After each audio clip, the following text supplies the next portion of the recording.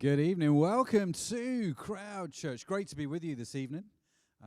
Great to have you here. I am with the beautiful and talented Will Sopwith, ladies and gentlemen. Good evening. Good evening, all. Lovely to see you. Yeah, absolutely. It's great to be here. Thank you for joining us. Make sure you say hi in the comments. Love to know where you're watching from.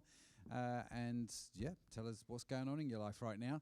We'd love to know more about you. If we don't know already, head to the website crowd.church, and you'll find all kinds of information there, including information about the new Alpha course, which is starting on April the 9th, which I believe is a week on Wednesday, if I am not mistaken with my old calendar and knowledge. 7:30, right. Is that right? Yep, good. 7:30 in the evening, we will be doing Alpha course. So if you're in Liverpool, you can come do it in person with us. If you're obviously a bit further away, we're also doing it online at the same time, so you can join us. We'll do it probably over Zoom, but you're more than welcome to come join us. Love doing Alpha. It's like a 16-week, I want to say, course that kind of introduces you to Christianity and some of the fundamental concepts. Come join us for Alpha. If you want to know more, head over to the website, Crowd. You see I'm wearing the Crowd merch tonight. Oh, yes, Crowd merch. Head to crowd.church, and there's a link on there for Alpha. You can follow that, and it will tell you everything you need to know. But genuinely, we'd love to see you in there. So, yes. Yeah, do check out that link. If you don't know about Alpha, it's not the kind of course that you get a certificate at the end of. You tick, yeah, I know this. Do. It's a place to come and question, to talk about whatever, really. I mean, obviously there's some structure to it, and it does take you through the principles of Christian faith. But it's a fantastic opportunity to actually bring questions that you don't really get an opportunity necessarily to ask elsewhere. So it's a very informal kind of place to come and do that. So really recommend you check that out. Fantastic. And of course, today in the UK and in several countries around the world, but not in the States. Yeah, and not in the States. Today is Mother's Day. I found this out the hard way when I lived in the States. I called my mum just randomly, and she's like, "Why have you not sent me a Mother's Day card?" I'm like, "'Cause it's not Mother's Day yet." And she went, "No, it is." And so that's when I learned we have separate Mother's Days around the world. I don't know that because my brother's in Canada, actually, and because I've bought things on online things for Canada, I start getting adverts for like the American Mother's Day. I go, didn't we do this like a month ago? What's going on? So anyway, for those that do celebrate Mother's Day, happy Mother's Day. I just want to read out something that our wonderful Anna Kettle wrote on her wonderful Substack. It says, "I know that Mother's Day can be a wonderful celebration for all those hardworking mums out there, but it can also be a really hard day for many too. For those who have lost their mums, for those who have absent or broken relationships with their mothers, for those who have lost babies or children, for those facing infertility or childlessness or singleness. We appreciate that Mother's Day isn't always straightforward for everybody around the world. But we appreciate for some that it is. It's one of those days where we just wanted to, I think there was a wonderful prayer today on the Lectio 365 app, which said, "Lord, for mothers today we pray joy. For orphans, comfort. For not yet mothers, hope. For struggling mothers, grace. And for the lonely, family." So wherever you are, whether you're celebrating, whether today's a sad day, God's with you. Just want you to know his peace and comfort. And I personally am super grateful for my mum. If my mum's watching, you are a legend, an absolute legend. Love the bones off you. Happy Mother's Day. Yeah, no, absolutely. And I was thinking about this today, and there's so many pictures throughout the Bible of God's heart as a mother, and that sense of nurture, of faithfulness, of unconditional desire input, and actually lots of the biblical analogies are definitely of motherhood. And for all those who are in that season where your mother doesn't actually realize that you're their son, I salute you, being there today. Oh, bless you. Wished my mum happy Mother's Day, and she said, "Thank you very much, but I'm not your mother." Okay, no, mother, you are. You absolutely are. Oh, so bless. Anyway, it can be a mix for everyone. But Happy Mother's Day. Happy Mother's Day. Yeah, absolutely. Sonia said, where do you get these hoodies from? She wants one. I don't know, we should maybe sell them on the Crowd website. The amount of people that request these Crowd hoodies, Crowd Church merch. You know Pastor Alexander? When he came over last year, we got him a Crowd Church hoodie. So he's running around in the Congo in a black Crowd, probably the one place on earth you do not need a hoodie, but he really wanted one. So Awesome. they are limited edition, these Crowd Church hoodies. And very cool. Very cool. We should all wear them, absolutely. Right, shall we get into it? I think we probably should, shouldn't we? So today we are carrying on our conversation in the book of Genesis. I can't remember what number we're on, maybe 12, 13, I don't know. We've been doing it a while. It's been fun. And we've started looking at Abraham. So we looked at the Abrahamic covenant a couple of weeks ago. Sharon looked at last week the sacrifice aspect where Abraham goes to sacrifice his son, but God intervenes in that whole thing, which was a phenomenal. I really enjoyed it, actually. And Jen was on that last week with Sharon and Anna, and we have Jen's husband with us sharing the next stage, the next step, in fact. I think we got these the wrong way round, though. I think you should have, is that right? There was some discrepancy. Anyway, we've got Jack talking about Abraham's generosity. So without further ado, let me hand over to the wonderful Mr. Jack Mariner.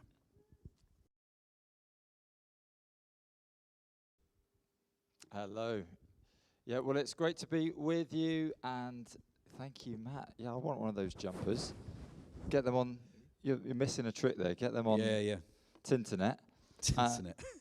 We are looking at this book of Genesis, first book of the Bible. I've loved this series. Absolutely loved this series so far.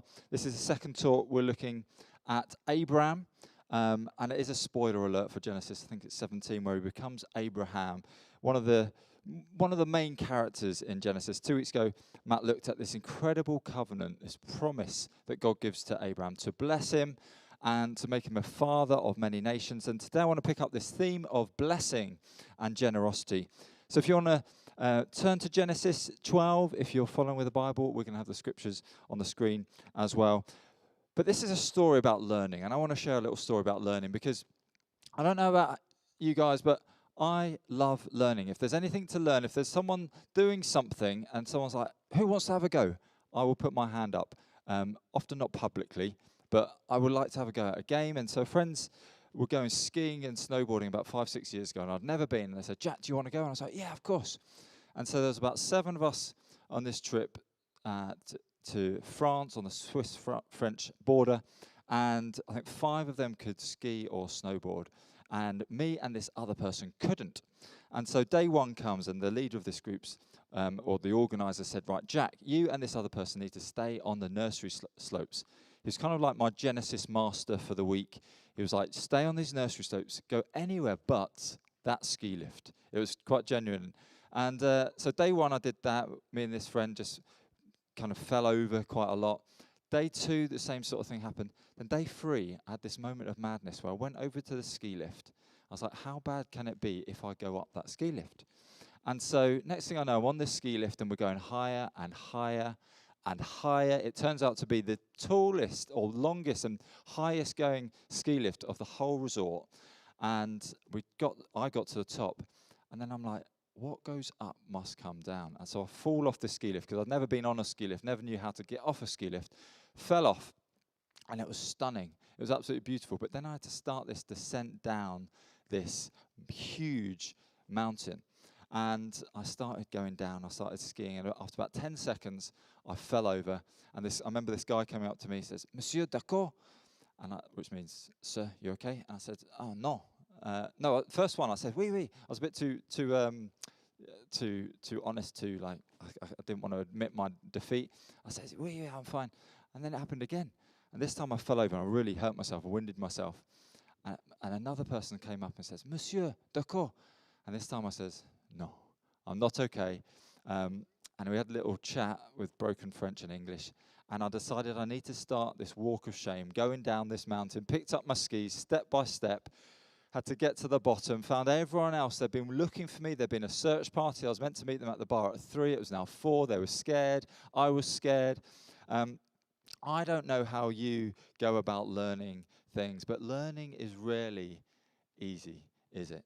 And in Genesis 12, it's no different for Abraham, learning to trust God. And actually, this is at the heart of so many stories that we look at in the Bible. Humanity learning to trust God and learning something. So let's get to the passage. Genesis 12, the call of Abraham. The Lord had said to Abraham, "Go from your country, your people and your father's household to the land I'll show you.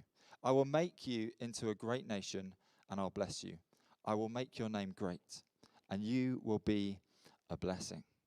So God makes this promise with Abraham, go and I'll bless you and I'll make you a blessing. Now, the first thing that stands out to me is that in order to be able to bless, you've got to have the ability to give something. To be able to bless, you've got to give something away and to have that ability. And this is the God of Adam and Eve. The God of Abraham is the same God that we meet in the garden with Adam and Eve in Eden. And he's this abundant provider, creating this beautiful world, this expansive world with variety and depth, with color, with mountains and seas and birds and fish and reptiles and animals and humans and stars and planets. It is absolutely abundant and radiant. And God says to Adam and Eve, you can go anywhere. You can have all of this apart from that fruit on one tree. He wants to meet their needs. He wants to be their provider. He is an abundant God. He is overflowing with goodness and he wants his people to be blessed. And so it's with this same nature that God makes this blessing, makes this promise to Abraham, go and I will bless you and make you a blessing. So off Abraham goes, we read, taking everything he had, his family, his possessions, and they set out for the land of Canaan, waiting to be blessed. But he doesn't get blessed, does he? Instead of coming into this blessed life, in verse 10, we read the opposite happens. So in verse 10, now there was a famine in the land, and Abraham went down to Egypt to live there for a while because the famine was severe. So instead of experiencing this abundance and this expanse that God would give him that he was expecting, Abraham finds himself and his family, all those that he'd brought along, he finds this famine so great that he goes to Egypt. And here in Egypt, they he fears that when he meets the Pharaoh, such was the custom at the time, that when a beautiful woman like his wife Sarai, soon to be Sarah, when they see someone like that they want, if they're already married, they'll murder the husband.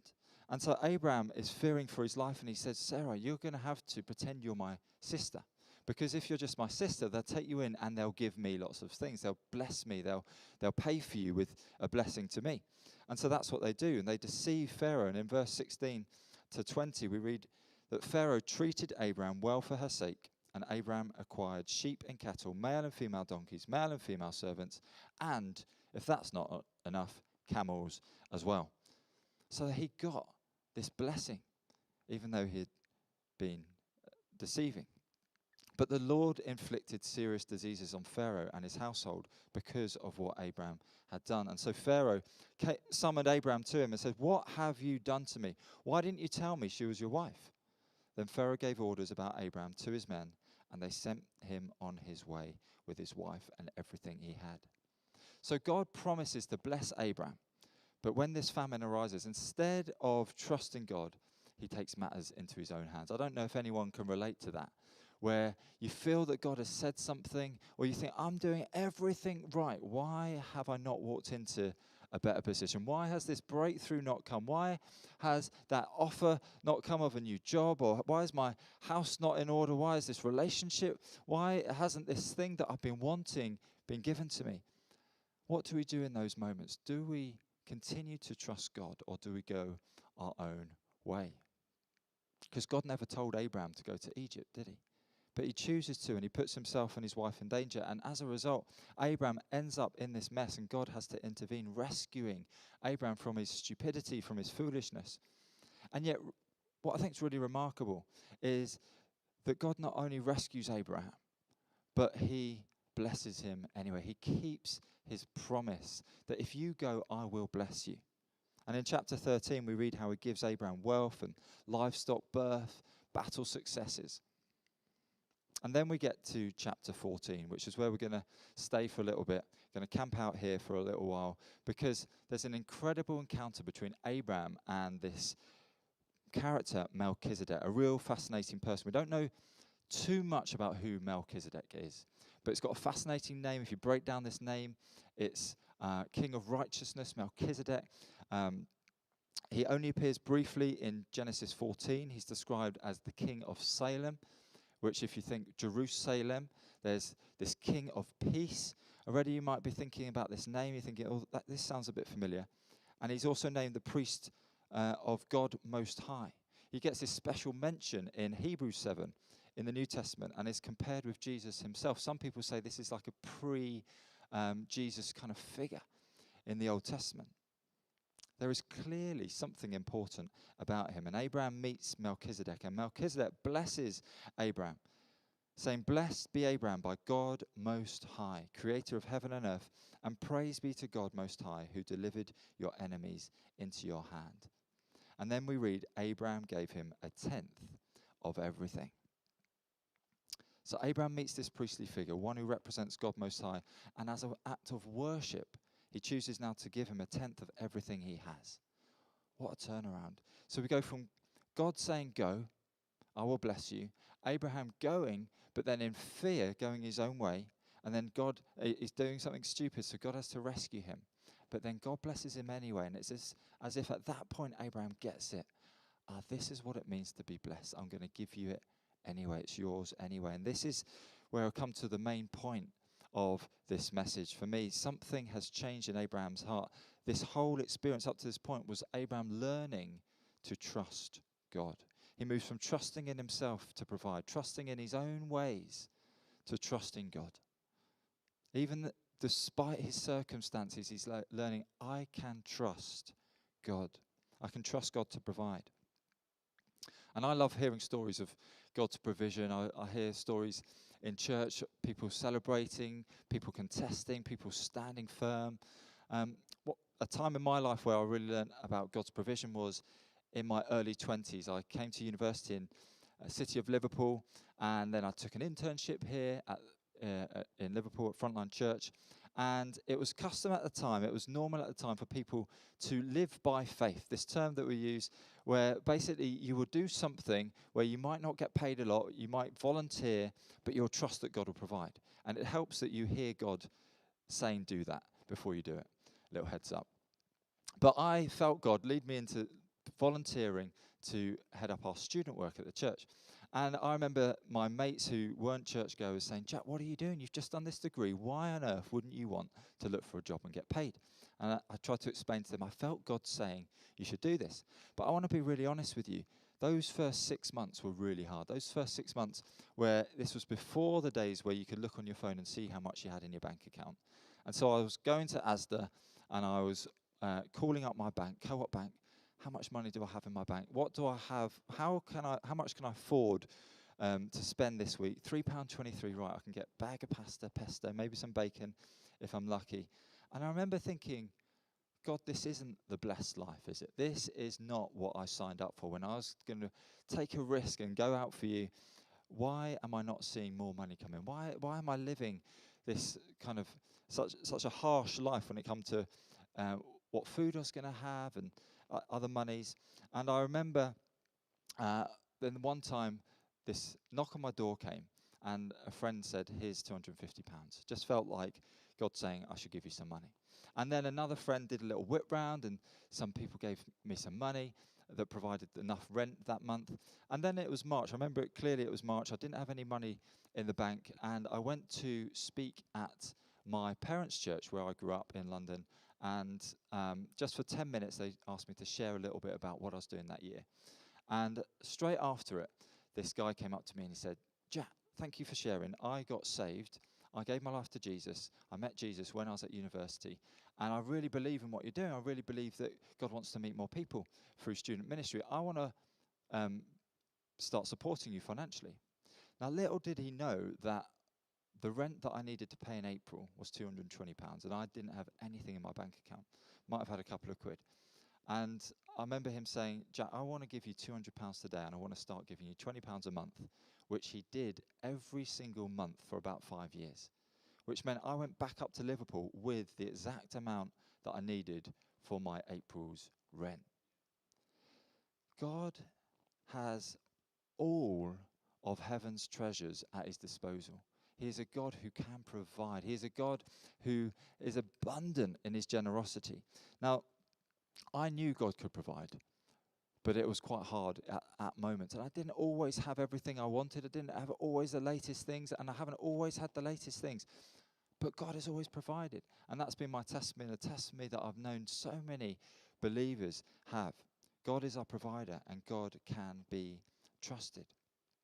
Now, going back to Abraham, what we see in this interaction with Melchizedek is Abraham relinquishing ownership of what is his. There's this transition where he wants things, and then he's able to give them away because of his relinquishing ownership. Right after he tithed to Melchizedek, Abraham gives back wealth he has won in battle.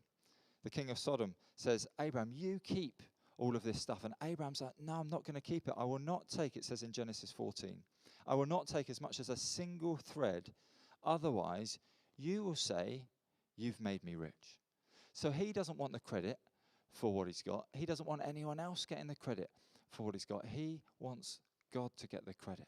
He wants God to be seen as the provider. And I don't know about you, but I find it really easy to think that what I've earned, that what I've possessed is mine.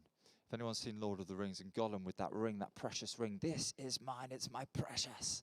And it's so easy for us, I think, to look at our possessions, to look at the money that we've earned, whether we've inherited it, whether we've got a degree, whether we've worked our socks off and we've come out of school early and we've made a living for ourselves, however we've got and acquired possessions and wealth, it's so easy to think, that is mine, I've earned it, it's mine. But Abraham is learning an important lesson. Everything that God has, he gives to us. He gives us his own son. You can't get a more precious gift from the God who is an abundant giver. And so everything that we have, we get to give back to God. We get to give away. It's as if God is making us a steward of what he's given us, and he's saying, what are you going to do with it? How are you going to use what I've given you? And there's all sorts of parables and stories that say that same message. James 1:17 says, everything good comes from God. Every perfect gift is from him. These good gifts come down from the Father who made all the lights in the sky. And if we're taking credit for our own success or our own money, however much we have, however little we have, it is important to remember that our money and our stuff comes from God, the Father who made the world, the Father who made all the lights in the sky. And by his grace, he lets us enjoy it with him. And because we're blessed, we are able to be a blessing just like Abraham. It's worship, it's generosity, it's a sign of his trust in God. And so this story of Abraham and Melchizedek, it's a key story of why we believe in the principle of tithing. It's the first mention anywhere in the Bible of a tithe, giving the first tenth of something. And what is key is that this was before tithing was introduced as a rule for God's people. It's before it became a system. There was a temple tithing system set up where all God's people were expected to tithe in all sorts of different ways. So Abraham gave 10%, not as a rule, because it was before it became a rule, it was a choice. And at Frontline, we say tithing means giving an intentional, proportional amount of what we earn to the local church. It's something we don't have to do, but we get to. It's an act of worship, it's surrender, it honors God and expresses our trust in him, not in ourselves and our money. And it's why we encourage tithing to a church you belong to separately from any other money you might give away to a charity, to the poor, because it's supporting the spiritual family that feeds you and supports you. Now, this is where it's really important to look at Scripture, because there's all sorts of understandings around tithing and around giving, and I just wanted to share some thoughts on this. On the one hand, you might look at the New Testament and say, Jack, it doesn't really mention tithing that much. And I'd say, you are right, it doesn't. But what it does do is it talks so much about giving. New Testament is full of sacrificial giving. And that might be giving to spiritually to leadership, those who feed you spiritually. It might be giving to gospel expansion and missionary endeavors. It might be giving to the poor. All of those three are spoken about repeatedly in the New Testament. And Paul encourages planned proportional giving in 1 Corinthians 16. He talks about setting aside a fixed amount every week. It is worship, and yet it's radical, costly living.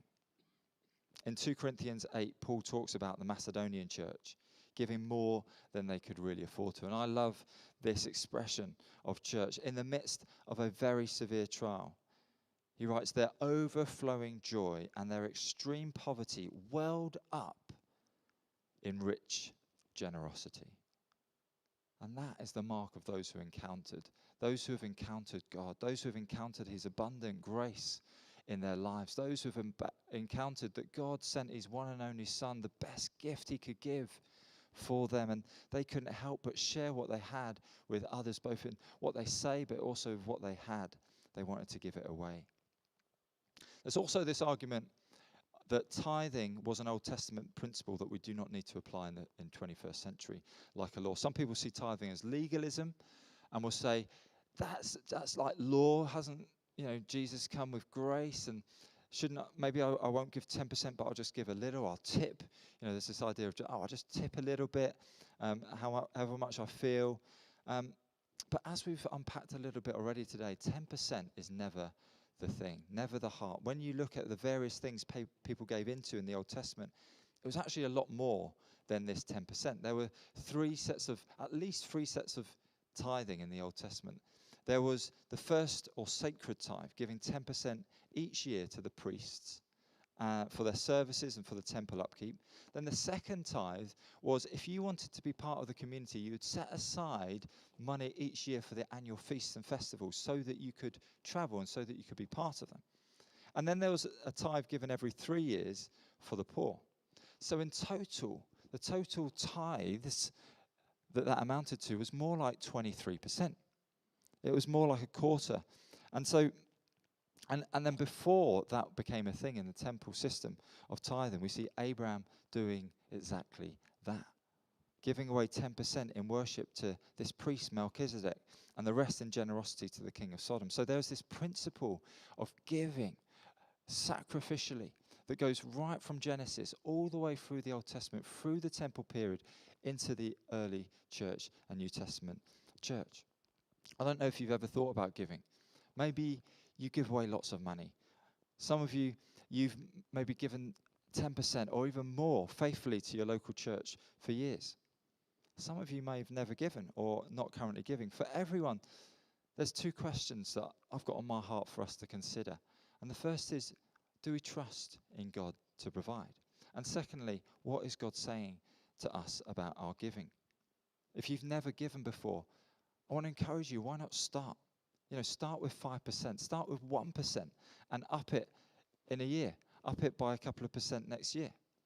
Remember, 10% is a good principle, but it's not really about the 10%, is it? It's about our hearts. So coming into land, it's remembering that we serve and can trust an abundantly generous God. We do not need to fear for lack. There's a beautiful passage in Matthew 6 where it says you do not need to worry about, just as the birds don't worry about what they need, we do not need to worry about the food and the drink and what we're going to wear. We do not need to worry. Which child has ever worried about what they're going to eat, what they're going to drink, what food they're going to wear? A father knows their needs. It's remembering it is God who gave us the money in the first place. It is not ours. We're just stewards. And it's about worshiping God with our whole lives and reflecting his heart of generosity to others. Which takes me back to me sliding down that mountain on my bottom, learning to ski, learning to trust my friend who said, just stay down there. It comes back to Abraham, moving from solving his own problems by going to Egypt to a place where he gives away most of what he has as a symbol of his trust in God. God calls us to learn to trust in him and to be generous with what we have. So this week, I just want to encourage people to think about those questions. God, do I believe that you're a generous God? Do I trust you? And God, what are you saying to me about the money and what I have? How can I steward that well? Bless you. Thank you.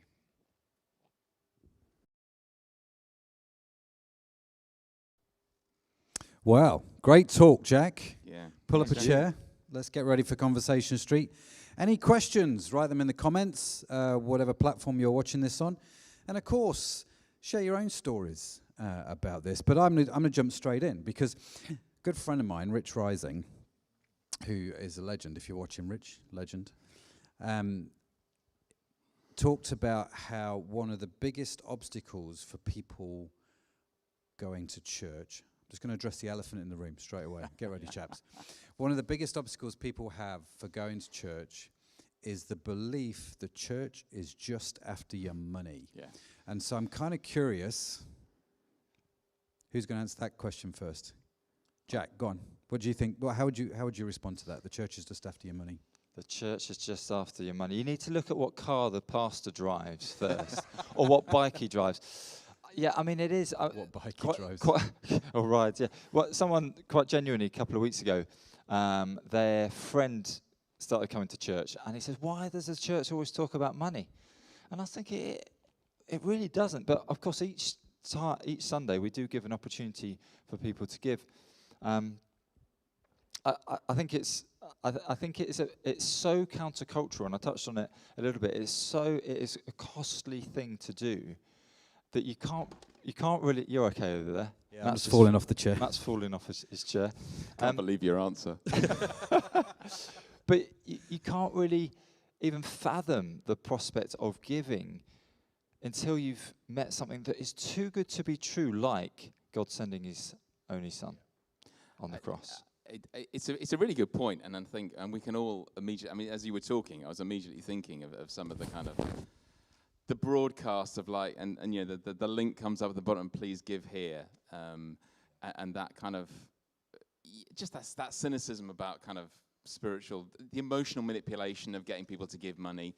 But I think you said a really interesting thing about the number of times Jesus talks about money, because he knows it's something that absolutely cuts to the heart of where people's attitudes are, where their heart before God is. And so I don't think, I think it's great that churches talk about money, not because the churches need money, although they do, but actually because it's one of those issues that really cuts through very clearly to what's really going on in your heart. Yeah, and I think it is a shame that there has been a lot of abuse, and we need to acknowledge that there has been a lot of abuse of people either speaking about this prosperity gospel too much and saying you will be blessed if you do this, and there's different places around the world. I won't specifically talk about anywhere in particular, but I think there has been abuse in people wanting and using the platform to live the blessed life. Yeah. And so we've got an option. Do we then not talk about it, or do we just try and talk about it faithfully and truly and really try and understand it? Because it is too big a thing. It's not just one of 1,000 things. This is central to hit so many parables, and so much of the gospel is about give to the poor. It shows my heart. You could just Google scripture on giving, and it's endless. There's a lot there, right, isn't there? And I think this idea that you said about it being countercultural is really important. So I was reading this morning, actually, you mentioned the Macedonians in the letter. So Paul writes a letter to the church in Corinthians. The Christians in Jerusalem are in immense poverty. And so they do something called the Jerusalem Collection. And so different churches decide to give to the Jerusalem church, right? And so Paul writes to the church in Corinthians, and they started to put together a gift. It kind of stalled, and so a year later, Paul's like, I think you should probably finish this. And he highlights the Macedonian church as an example, who had no money, really, but were abundant givers. And I think I put in the comments a quote from C.S. Lewis, about there's no real definition on how much you should give. The only thing is, it's probably more than you can spare, right? That's probably the only fact. But the thing that I love about this passage and the way Paul talks about it is utterly countercultural, in the sense that at the time, the sort of the Greco-Roman culture was, if I had wealth, I gave it away because it was expected. I would build a library, I'd build a road, I'd throw a festival. It was never to give to the poor. It was never to be about dealing with inequality. It was all about my social standing, right? Yeah. So if I gave, then do a statue for me or an inscription or something to honor me. And if I didn't give, then I would be dishonored. Do you know what I mean? It was about this sort of, I give to get something, which is probably at the heart of this prosperity gospel. Do you see what I mean? And actually talking about giving, Paul talks about we do this because we love. It's a response to love. We prove we love. It's a grace. There's so much we could get into on this. And I think that is countercultural, and that is the aspect of money we should talk about. And actually that culture is so very clear now as well. If you think about companies and they're kind of publishing what they're giving to, and it feels very much like, is this because you really care about this particular charitable work, or is this just a kind of part of your marketing, really? Yeah. It's a very similar sort of idea of like, it's quite showy giving, which again, Jesus talks about very much in his time. I think it's just a thought. I wonder if he talks so much about giving, Jesus talks so much about giving, that has been something that's stayed with every culture throughout the centuries. It almost, just a random thought, that social media now is so distracting and technology, and I wonder what Jesus would say about how we use that and how we spend our time, because it's basically goes back to the same sort of heart root of discipleship. It's like, how are you spending your time? He's talking about something that goes right to the heart of who's on the throne of your life. What are you placing your hope in? How are you putting your focus? Maybe social media isn't quite there, but it's what is the thing of our time? Yeah. Money's always, every culture's always grappled with wanting more, wanting to keep up with appearances. Could take us down a rabbit hole there. Isn't that sad, though? After however many years of Christian thought, or it's still just as much of an issue. It feels like it's barely budged the needle at all, and so it continues to be absolutely the thing we need to keep talking about. Yeah. You said that everything God has, He gives us, I think, and I want to challenge back to you and ask you, because you're involved in leadership of a Christian organisation. I've also been involved in that, and you kind of in that point of like trying to make a budget meet, and you look at the world and go, there is so much money in the world being squandered on ridiculous stuff. Where is this money? Well, all we need is a tiny, tiny percentage of it just to kind of keep doing what's really good. And you talked a bit about that kind of fear faith. So as a leader in an organization that needs finance to do good stuff, how do you grapple with that challenge? Yeah, there was a lot that I wanted to put in this talk that I couldn't. And everything He has is, the end of that for me is that He gives us Himself. Yeah. It's the presence of Himself that He gives to us. He has given us everything He has. What more could we want, really? Like we chase after possessions and power and relationships and all sorts of different things, but everything He has is Him. He has given us all of that. So it's more in that kind of heart sense that He has given us, when we get our minds around the fact that He's given us life, an eternal life, then everything else is just fleeting. It's that kind of aspect. Because yes, we have a hole in our next year's budget again, and we need, it's a hard time at the moment with charitable sector, isn't it? Yeah. And so we're having to think creatively, but it doesn't change my trust in God. I see it as stressful, yes, and I occasionally lose sleep about it, but really an adventure. I'm like, God, you're going to have to give us creativity. We're going to have to do this with less paid staff. We're going to have to think creatively. You're going to have to bring in some funding or... That's how I've been able to think about it. I know you've been chair of trustees of a Christian school, and you've had to deal with things. I don't know if you've got any other ways that you've dealt with that. No, I mean, it's similarly, it keeps you up at night, because it's like the impossibility. I felt that frustration of what I said, of like just looking at the sheer abundance of material resource that there is washing around the world, and how the sort of amounts that would make a huge difference to any charitable work are kind of just, they're just squandered away without anyone noticing, and they could make a massive difference. But I really like what you said, that it's in a sense, money's not the issue. It is the thing that kind of keeps us challenged and keeps us close to God. But there's a whole lot more. And it's not just church that needs money. We've got the cost of living crisis, right? This is a personal thing. Like, how do you deal with that? I remember once with one of my former roles, I got to hang out with ludicrously wealthy people, billionaires, in fact. And one of them said to me, he had what I call a lot of yes men around him, right? Because he was so wealthy, everybody would just agree with him and say yes all the time. We see that a little bit today, actually, with well-known billionaires. Everyone's just saying yes, yes, yes. And I didn't. And he said to me one day, he said, Matty, you're not that bothered by my money. Why is that? And I said, do you really want to know? And he said, yeah. I said, well, the Bible says, which is always a good way to start a conversation, isn't it? The Bible says that the wealth of the sinner is stored up for the righteous. I said, you're a sinner and I'm righteous, so it's all mine anyway, right? Brilliant. And we just got on really well after that. And it's just don't let money be, the main issue. Oh, that's great. One of the questions that's come in that I want to get to, chaps. Ellis has asked, to what extent is it okay to buy ourselves things we like or that are nice things and not feel guilty about that money not being given to the church or to the poor? What a fantastic question. I don't know the answer to it. I mean, I've gone on my own journey. I've got a bit of a poverty spirit. I'm going to be honest with you. I really hate spending money.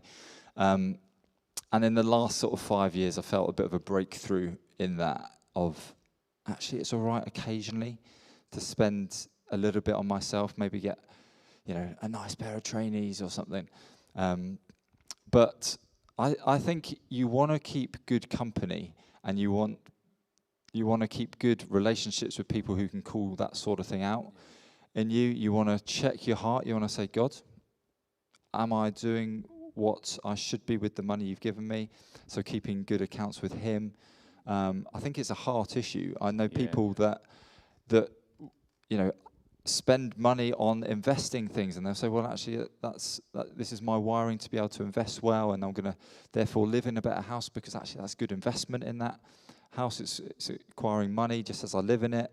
I think it's a really good question. Yeah, and I think that what you said about it being a heart issue is absolutely the case. And the fact that you're asking that question, Ellis, shows that your heart is clearly in a good place because you're even considering it, whereas most people are just like, it's mine, I'll spend it on what I like, thank you very much.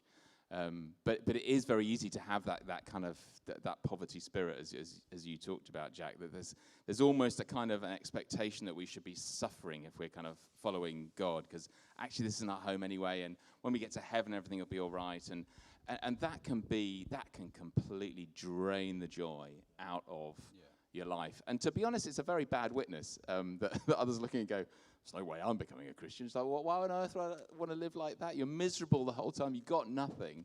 But actually, I mean, what fascinates me about the whole challenge to tithe and the fear faith thing is that as you begin to do it, it just kind of removes that hold that it has on it. And to the point, actually, when, if you're giving and you know that your heart is, I want to be generous and I want to give to where there's a need, it becomes actually a lot easier to then spend money. Not because you feel like you've kind of, I've done my 10% so I can spend the rest on me. Yeah. But it just becomes kind of easier because it doesn't feel like money's got a hold on you anymore. Yeah. But there is something really important about not losing that sense of God blessing you. And sometimes that is material. Yeah. And sometimes that is circumstance. And those are all good things. And God wants us to be living full lives. Yeah. No, it's very good. I might slightly come contrary to this in the sense that I don't. Do. Well, because I think I had a slightly different upbringing. I grew up where money was not. I mean, we didn't necessarily lack, but it was definitely not flowing. And when I came to the church and I started to get my head around some of these things, actually, I can't say I'd grown up as a Christian with a poverty spirit, what we call a poverty spirit. Probably the other way in some respects, and needed to sort of draw that in. I think for me, Ellis, if I was going to answer this question, just to, again, summarize what's said, I think I've got to give first, right? Have I done that? Yes or no? Yes. And then I think whatever it is that I buy, money can't be your God if you can give it away, right? Yeah. So whatever it is you buy, can you hold it loose enough to be able to give it away? I had a Mini Cooper S. Love that car. It was like a go-kart on wheels, right? It was just beautiful. What colour? Black. The only I wanted a British Racing Green, actually, but I got a black one. And it was awesome, and love that car. I could, not that I, if the police are watching, would ever do this, but apparently I could beat a Porsche 911 away from the traffic lights in that car. Loved it. Then God told me to give it away. So how do I respond to that? And I'm not saying this to make me look good, don't get me wrong. I'm like, you cannot hold something so tightly that you can't give it. Conversely, I asked my wife years ago, you remember this, right? If I could have an Amiga watch, which is very ostentatious. I appreciate it's very ostentatious, especially in church circles. They're not cheap. And the reason I wanted an Amiga watch, James Bond had one. That's the only reason. And so my wife, as wise as she is, said to me, you can have an Amiga watch as long as you don't buy it and you don't steal it. And so I was like, okay, challenge accepted. And so again, there's a theology around this, and I appreciate some people will struggle with what I'm about to say, but I prayed and I asked God for an Amiga watch. Just because that was I don't know, I couldn't tell you, it's just my heart's desire. Now, I'm not saying that everybody listening to this, go and pray for an Amiga watch and God will give you one. That's a prosperity gospel which has been blown completely out of proportion. That's not what I'm saying at all. What I'm saying is, right at that point, for me, I just felt it was okay to pray for this watch. Now, there was a time gap between me praying for that and a parcel arriving in a post from a client who I'd done a pretty solid favor for. And in that box was a note saying, Matt, thanks for everything, and a box with an Amiga watch in it. I still have that watch, and every time I see it, it's just a reminder to me of God's promise. It's not an ostentatious thing. It's not a status thing. I rarely wear it. It's a reminder of God's faithfulness and promise to me. So the question is, would I be able to give it away? And I think actually I probably would. I'm not holding on to that. That's funny, because I've been praying that someone would give me an I think one other thing on this that just came to mind when you telling that story is that part of the problem of worrying about, can I have anything for me because it's not right? Because, the world is full of need. We could very easily give everything we had and it still not be even vaguely enough and still feel bad about having anything, having clothes, having anything to eat. There's always stuff you can give to. But the gospel is all about what we receive. It's not about what we do. It's not about what we earn. It's not about how good we are. It's what we receive.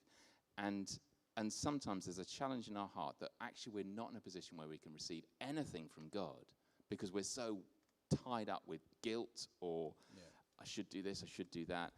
And money is a classic there. And so there's something actually of holding it lightly, saying, God, if there's a particular thing you want, it might be a holiday, it might be something you want to buy, submit it to God and say, God, I'd love this. Is that, can I have that kind of thing? And being able to receive is actually a vital part, I think, of walking with God.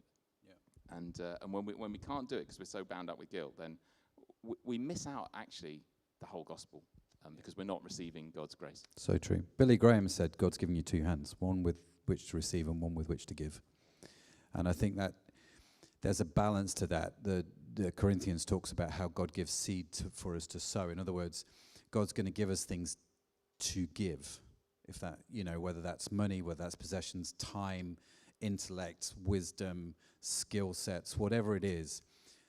Once you've got it, the question is, God, how can I bless people? How can I give into your kingdom with what you've given me, right?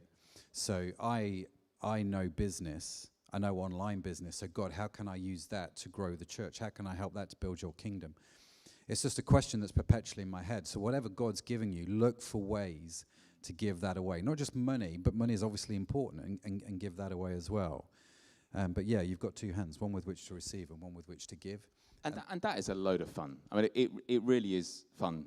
And I'm sure there's lots of stories about it. I mean, one that occurred to me just listening to you, Jack, was I'd been saving for a camera lens. I'd finally got a decent camera. I really love taking photos. And I'd been saving up for this camera lens. And I think there was something, whatever community I was part of at the time, someone had needed a car or something. Their car had failed. They needed a few £100 or something for another car, small children. And I was just like, and immediately I thought, it's my lens fund that I've been saving up. And I probably had, I don't know, it probably was a couple of £100 that I've been saving up over months and months. So it was like, okay, so away I gave that. Next week, tax refund, doubled the money that I'd saved. And it's like, okay, what do I do with this? It's like, no, that's for the lens. You do it. Yeah. And have it, you can kind of do both, and you can have it all, but yeah. And I think God really wants to get our attention on that, and he wants us to test him out on that. And again, it's the fear-faith thing. It's very counterintuitive, isn't it? Because if you give more away, then that surely increases the fear, because you've got less. But it actually flips it around.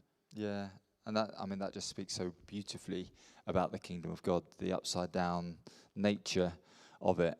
But I was thinking, I know people who have absolutely nothing and have a great joy. Yeah. I also know people who have absolutely nothing, and you could tell how miserable they are. They've not quite grasped it. And likewise for people who have loads. I've known people who have loads and just want more. Can't wait to get that extension. Can't wait to get this. Can't wait to go on that big holiday, whatever it is. But also I've known people who have loads and who are so generous, and who it doesn't mean anything to them. So I think in a way it doesn't matter. I think, Paul talks about, I've had plenty, I've had nothing. Yeah. To live is Christ.